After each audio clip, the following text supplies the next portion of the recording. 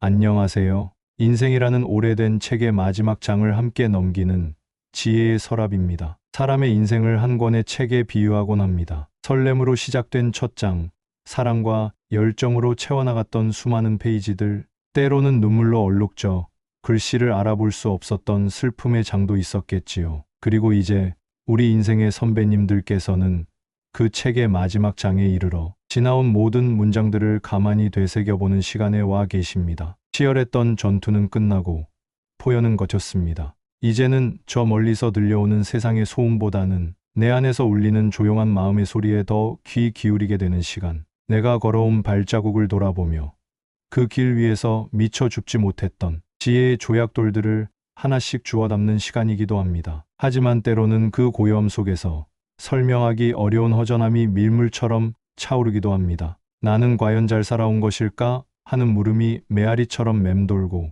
못다 이룬 꿈에 대한 아쉬움이 마른 기침처럼 새어 나오기도 하지요. 오늘 저는 그런 우리 모두의 마음 곁에 조용히 앉아 한 철학자의 낡은 책을 함께 읽어보려 합니다. 인생의 냉혹한 진실을 그 누구보다 날카롭게 꿰뚫어 보았던 철학자 쇼펜하우어. 그의 이야기는 어쩌면 차갑게 들릴지도 모릅니다. 하지만 그 차가움은 열병처럼 들뜬 우리 마음을 가라앉히고 삶의 본질을 맑은 눈으로 바라보게 하는 지혜의 냉철함입니다. 이 시간은 가르침의 시간이 아닙니다. 함께 고개를 끄덕이고 함께 무릎을 치며 우리 모두의 위대한 삶 속에서 이미 빛나고 있던 지혜를 다시 한번 확인하는 공감과 위로의 시간이 될 것입니다. 자, 그럼 이제 첫 번째 서랍을 열어 인생의 가장 큰 비밀 하나를 꺼내 보겠습니다. 이른 새벽, 아직 어슴푸레한 빛이 감도는 아파트. 은퇴한 지 10년이 넘은 박철수 씨가 잠에서 깬다.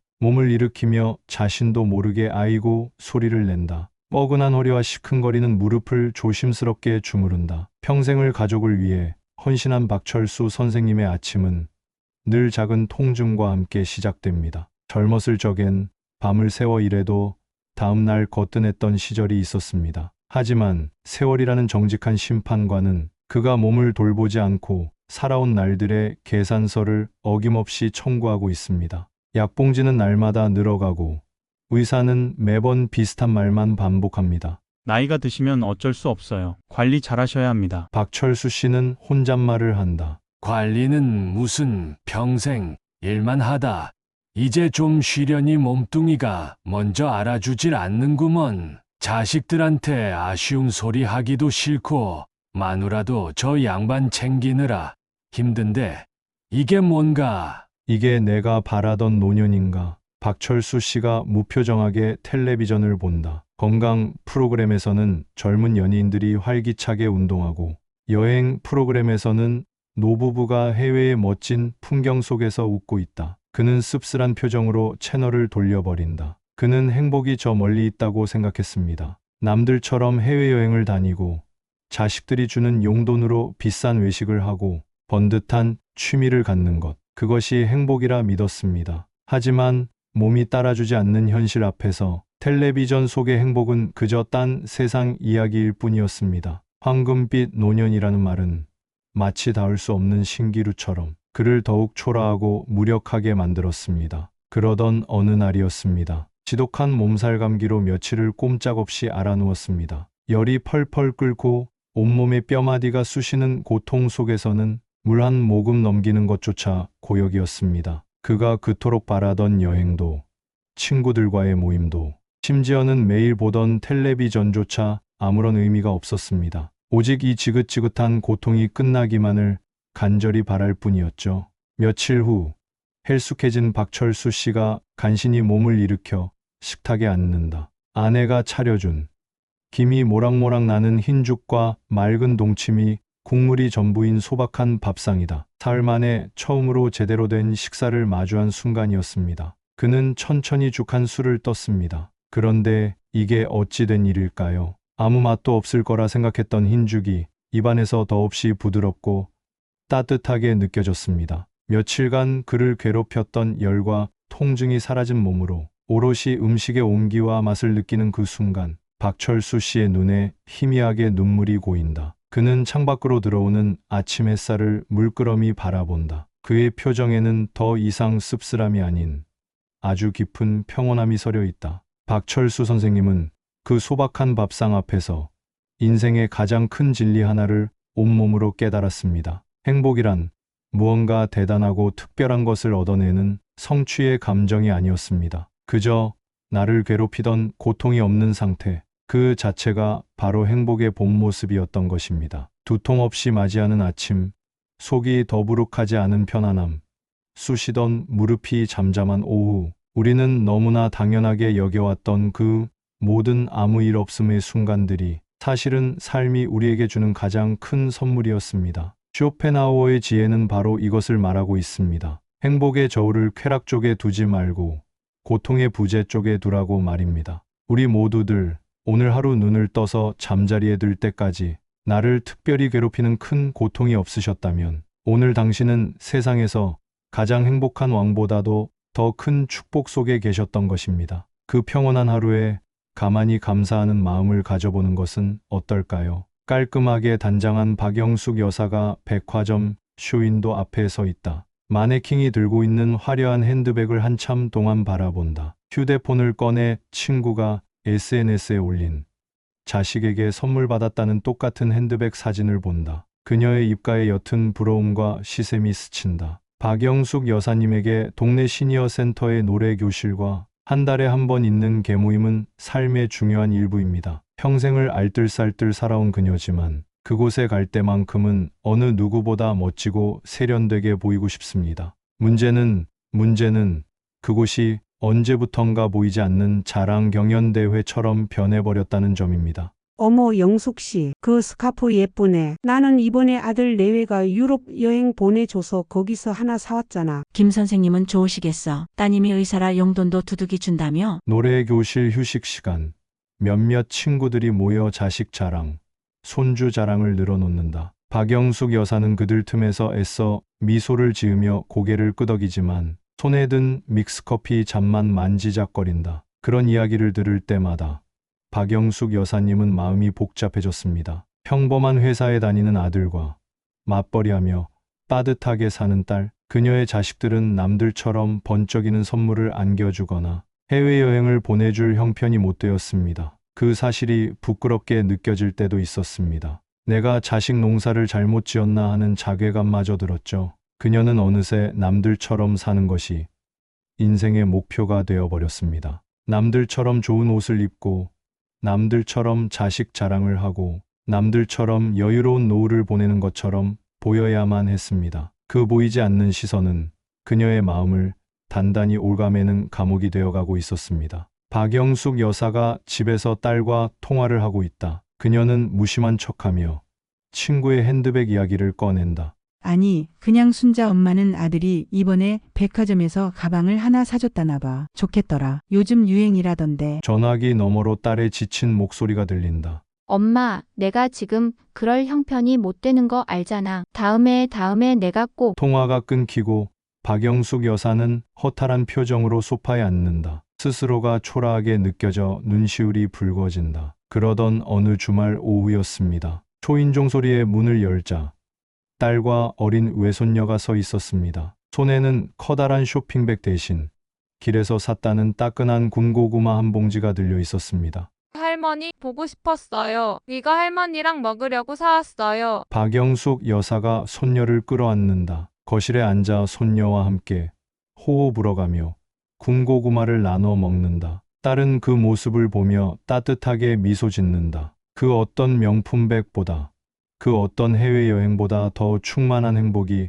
그 공간을 가득 채운다. 따뜻하고 달콤한 군고구마를 입에 넣는 순간 박영숙 여사님은 깨달았습니다. 자신이 그동안 얼마나 어리석은 것을 좇고 있었는지를 말입니다. 친구들의 부러움을 사는 값비싼 선물이 아니라 나를 진심으로 사랑하는 가족과 함께하는 이 소박한 시간이야말로 진짜 보물이었습니다. 남들에게 보여주기 위한 행복이 아니라 내 가슴이 진정으로 느끼는 행복, 그 기준은 타인의 시선이 아닌 바로 내 마음속에 있었습니다. 쇼펜하우어는 말합니다. 인간의 거의 모든 고뇌는 남들이 나를 어떻게 생각할까 하는 걱정에서 비롯된다고. 인생의 수많은 계절을 지나온 우리 어르신들께서는 이제 그 무거운 짐을 내려놓으실 때가 되었습니다. 내가 살아온 삶, 내가 사랑하는 가족의 모습을 있는 그대로 긍정하고 끌어안을 때 우리는 비로소 남들처럼이라는 감옥에서 걸어 나와 나만의 행복이 가득한 자유의 뜰을 거닐 수 있게 될 것입니다. 이정호 선생님이 거실에 홀로 앉아 있다. 벽에는 수십 년의 세월이 담긴 아내와의 결혼 사진이 걸려 있다. 그는 사진을 한참 바라보다 적막을 견디지 못하고 TV를 켠다. 북적이던 집이었습니다. 아내의 잔소리와 아이들의 웃음소리가 멈추지 않던 곳이었죠. 하지만 3년 전 평생의 동반자였던 아내가 세상을 떠나고 자식들은 모두 제 살기를 찾아 떠난 지금 이정호 선생님의 집은 소리 없는 섬이 되어버렸습니다. 그에게 고독은 공포였습니다. 아침에 눈을 떠서 밤에 잠들 때까지 대화할 사람 하나 없는 텅 빈 공간, 그 적막은 마치 살아있는 생물처럼 그의 마음을 갉아먹었습니다. 그는 그 공허함을 견디기 위해 매일 밖으로 나갔습니다. 노인정에 가서 의미 없는 장기를 두고 공원 벤치에 하염없이 앉아있고 일부러 시장에 가서 사람들과 부대끼기도 했습니다. 바쁜 자식들에게 시시콜콜한 일로 자꾸 전화를 걸어 원망을 듣기도 했죠. 다 소용없어. 아무도 내 마음을 몰라줘. 이렇게 혼자 늙어 죽으라고 내버려 두는구나. 세상 모든 것으로부터 버려졌다는 절망감이 극에 달했던 어느 날, 그는 집 안을 정리하다 아내의 유품이 담긴 상자를 열게 되었습니다. 그 안에는 아내가 시집 올 때 가져왔던 낡은 수동 필름 카메라가 있었습니다. 사진 찍는 것을 유난히 좋아했던 아내, 아이들의 성장 과정, 가족 여행의 순간들이 모두 그녀의 손에서 탄생했었죠. 그는 홀린 듯 카메라를 들었습니다. 수십 년 만에 만져보는 차갑고 묵직한 쇠의 감촉. 그는 무작정 카메라를 들고 집을 나섰습니다. 처음에는 무엇을 찍어야 할지 막막했습니다. 하지만 뷰파인더라는 작은 창을 통해 세상을 바라보기 시작하자 놀라운 일이 벌어졌습니다. 이정호 선생님이 낡은 카메라의 뷰파인더를 통해 세상을 봅니다. 공원의 시든 꽃, 길고양이, 벤치에 앉은 노인의 주름진 손, 아이의 웃는 얼굴 등이 그의 시선에 들어옵니다. 그는 조심스럽게 셔터를 누릅니다. 세상의 소음이 차단되고 오직 눈앞에 피사체와 나 자신만 남는 고요한 집중의 시간. 그는 그동안 무심코 지나쳤던 것들의 아름다움을 발견하기 시작했습니다. 햇살에 반짝이는 나무잎의 결, 거미줄에 맺힌 아침 이슬, 낡은 골목길, 담벼락의 무늬. 그는 셔터를 누르는 매 순간 아내와 함께 세상을 바라보는 듯한 신비한 일체감을 느꼈습니다. 사진을 찍고 현상소에 맡기고 결과물을 기다리는 그 모든 과정은 오롯이 혼자만의 시간이었습니다. 하지만 그는 더 이상 외롭지 않았습니다. 오히려 그 고독 속에서 그는 잃어버렸던 삶의 감각들을 되찾고 자기 자신과 깊이 대화하는 법을 배우게 되었습니다. 이정호 선생님이 자신의 방벽에 직접 찍은 사진들을 정성스럽게 붙여놓습니다. 사진들을 바라보는 그의 얼굴에 잔잔한 미소와 자부심이 감돕니다. 쇼펜하우어는 말합니다. 타인과 같아지기 위해 우리는 자신의 34을 포기한다. 평생을 우리는 가장, 남편, 아버지, 아내, 어머니라는 역할 속에서 살아왔습니다. 하지만 인생의 황혼역에 찾아온 고독은 마침내 그 모든 역할의 옷을 벗고 온전한 나 자신으로 돌아갈 수 있도록 주어진 귀한 선물입니다. 누군가에게 의지해서 채우는 시간이 아닌 오롯이 나만의 세계를 가꾸고 내면의 소리에 귀 기울이는 시간. 우리 모두의 고독이 슬픔이 아닌 성찰로, 외로움이 아닌 자유로 가득 채워지기를 바랍니다. 최경자 여사가 비오는 창밖을 보며 깊은 생각에 잠겨 있습니다. 그녀의 시선은 낡은 책상 서랍 위에 놓인 빛바랜 만년필에 머뭅니다. 최경자 여사님의 오랜 꿈은 글을 쓰는 것이었습니다. 학창 시절 그녀의 글은 늘 칭찬을 받았고 국어 선생님은 작가가 되어보라며 격려해주곤 했습니다. 하지만 결혼과 함께 그 꿈은 낡은 서랍 속 만년필처럼 깊숙한 곳에 묻혀버렸습니다. 남편을 뒷바라지하고 3남매를 키우고 억척스럽게 시장에서 장사를 하며 살아온 세월. 그녀에게 글쓰기는 사치였습니다. 이제 모든 짐을 내려놓고 시간이 많아졌지만 그녀는 글을 쓸 수 없었습니다. 펜을 잡으면 지나온 세월에 대한 후회가 먼저 먹물처럼 번져 나왔기 때문입니다. 만약 그때 내가 조금만 더 용기를 냈더라면, 결혼하지 않고 서울로 가서 공부를 계속했더라면 내 인생은 어떻게 달라졌을까? 지금쯤 작가 명함 하나쯤은 가지고 있었을 텐데 다 부질없지. 이미 다 지나간 일을. 최경자 여사가 서점에 갑니다. 베스트셀러 코너에 놓인 책들을 씁쓸하게 바라봅니다. 자신과 비슷한 나이의 작가가 쓴 책을 발견하고 표지를 만져보다 조용히 내려놓습니다. 후에는 그녀의 발목에 채워진 무거운 족쇄였습니다. 살아보지 못한 삶에 대한 미련은 지금 살고 있는 삶의 소중함을 보지 못하게 했습니다. 자식들이 용돈을 드려도 이런 건 필요 없다. 내가 내 나이 때는. 하며 과거 이야기만 되풀이했고 그녀의 얼굴에선 웃음이 사라져갔습니다. 그러던 어느 날 초등학교에 다니는 손녀가 일기 숙제를 들고 왔습니다. 할머니, 나의 할머니에 대해 글을 써야 하는데 할머니는 어떤 사람이었어요? 옛날 이야기 좀 해주세요. 최경자 여사가 손녀를 무릎에 앉히고 자신의 어린 시절부터 시장에서 고생했던 이야기, 자식들을 키우며 겪었던 이야기들을 두서없이 들려준다. 손녀는 눈을 반짝이며 할머니의 이야기를 듣는다. 그녀는 손녀에게 자신의 삶을 이야기해 주었습니다. 화려한 작가의 삶은 아니었지만 그 안에는 억척스러운 어머니의 사랑이, 정직한 땀의 가치가, 시대를 버텨낸 한 여성의 위대한 역사가 담겨 있었습니다. 이야기를 마쳤을 때 손녀가 말했습니다. 와, 할머니, 완전 소설 같아요. 할머니 진짜 멋있다. 그 한마디가 그녀의 마음을 갉아매고 있던 족쇄를 끊어주었습니다. 그녀는 깨달았습니다. 자신이 살아온 삶이 결코 실패한 인생이 아니었음을. 비록 작가의 꿈은 이루지 못했지만 그녀는 어머니라는 이름으로, 아내라는 이름으로 그 누구보다 치열하고 의미 있는 한 권의 책을 이미 써내려왔던 것입니다. 그날 밤 최경자 여사가 책상에 앉아 낡은 노트에 글을 쓰기 시작한다. 유명한 작가가 되기 위해서가 아니다. 그저 자신의 이야기를, 지나온 삶의 기록을 담담하게 써내려간다. 그녀의 표정은 그 어느 때보다 진지하고 평화롭다. 쇼펜하우어는 말합니다. 우리의 삶을 이끄는 것은 우리가 통제할 수 없는 거대한 의지라고, 지나간 과거는 우리가 결코 바꿀 수 없는 운명의 영역입니다. 그 앞에서 후회하고 원망하는 것은 흐르지 않는 강물에 돌을 던지는 것과 같습니다. 지혜는 바꿀 수 없는 것을 평온하게 받아들이는 데서 시작됩니다. 내가 살아온 삶을 있는 그대로 긍정하고 그 위에서 지금 내가 할 수 있는 일을 시작하는 것입니다. 최경자 여사님처럼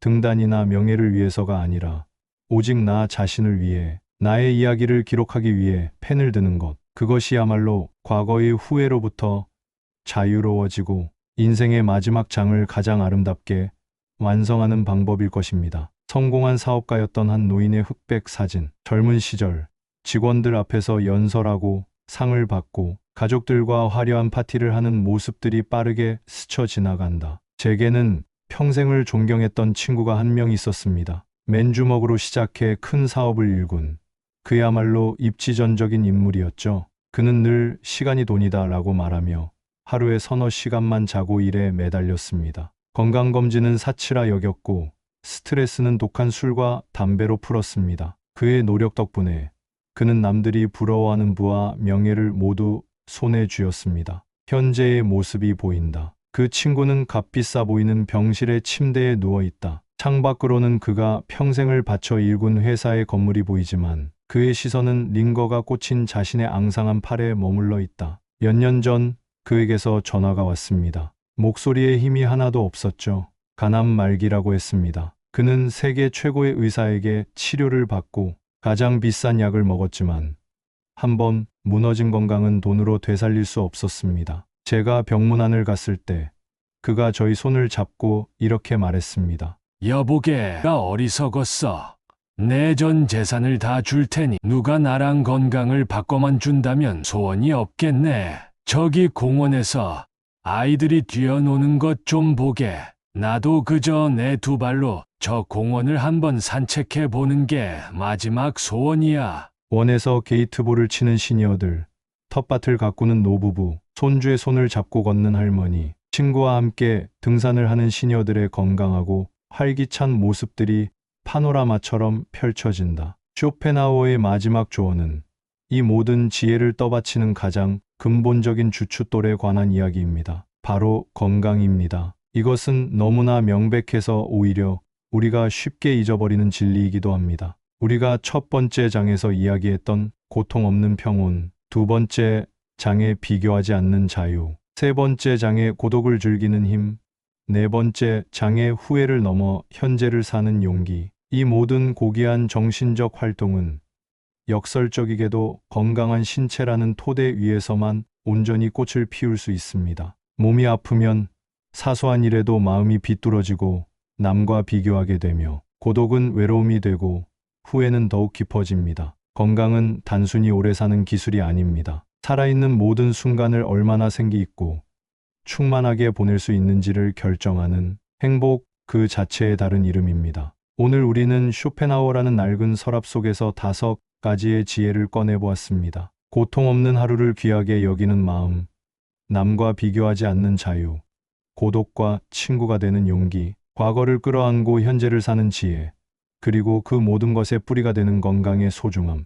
어떠셨습니까? 이 이야기들은 어쩌면 우리 인생의 선배님들께서 이미 오래전부터 마음으로 알고 계셨던 것들이 아닐는지요. 지혜의 서랍은 그저 그 위에 소복이 쌓인 세월의 먼지를 조심스럽게 닦아내 드렸을 뿐입니다. 인생이라는 책의 마지막은 새로운 사건들로 채워지는 것이 아니라 지나온 모든 문장들의 의미를 되새기며 완성되는 것일 겁니다. 젊은 날의 열정과 성공만이 인생의 전부는 아니었습니다. 상처와 후회, 눈물과 아픔마저도 지금의 우리를 잇게 한 소중한 밑거름이었음을 이제는 압니다. 부디 남은 여정, 하루하루를 귀하게 여기시길 바랍니다. 아침에 눈을 떴다는 사실에 감사하고 따뜻한 밥 한 그릇을 온전히 맛보며 스쳐가는 바람 속에서 삶의 순결을 느끼시길 바랍니다. 지혜의 서랍은 앞으로도 우리 모두의 삶 곁에서 함께 웃고 함께 울며 인생의 깊이를 나눌 수 있는 진솔한 이야기들로 찾아뵙겠습니다.